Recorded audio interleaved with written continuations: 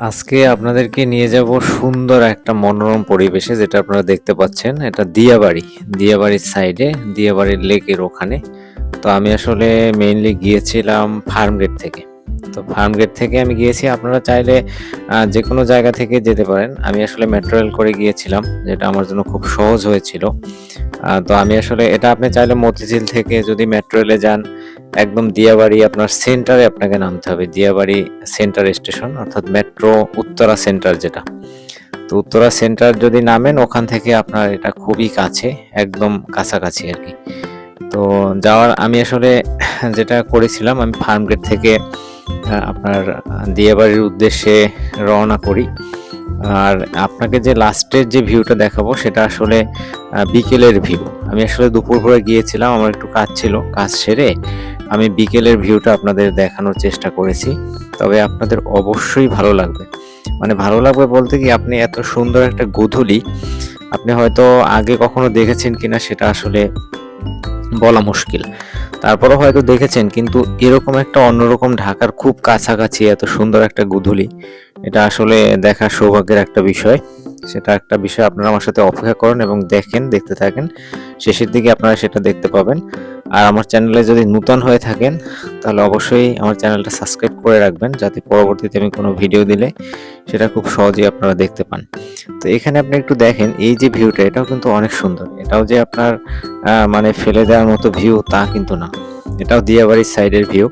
তো এটাও অনেক সুন্দর। আমার কাছে আসলে টোটাল মেট্রো রেলের ভ্রমণের সবচেয়ে বেশি মানে রোমাঞ্চকর এবং সবচেয়ে ন্যাচারাল এবং সবচেয়ে মানে এত সুন্দর একটা ভিউ, যেটা আসলে আনবিলিভেবল। আমাকে সবসময় আপনার এই ভিউটা আমাকে খুবই মানে আনন্দ দেয়, প্লাস মেন্টাল একটা রিফ্রেশ দেয়।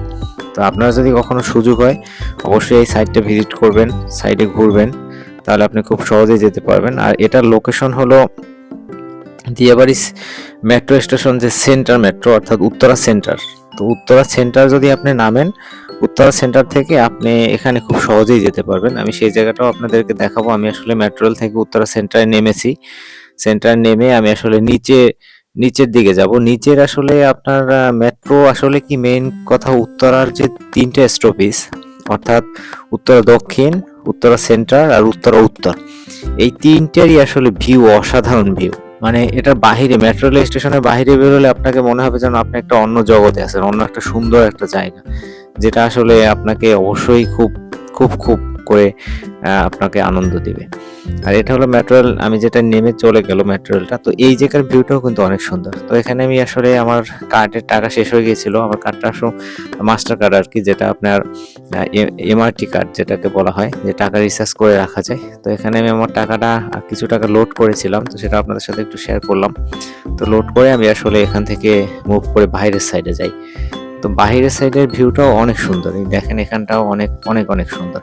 তো সবচেয়ে বিশেষ যে আকর্ষণ, সেটা হলো বিকেলের গোধূলি বেলা, অর্থাৎ সন্ধ্যাকালীন গোধূলি, সেইটা আপনারা দেখবেন। সেন্টার একটা মানে ওই পাশে সেন্টারে নেমে একটু সাইডে আগানোর পরেই আসলে ওই একটা বোর্ডের একটা সিস্টেম আছে, অর্থাৎ আপনি চাইলে এখান থেকে বোর্ডে উঠতে পারবেন।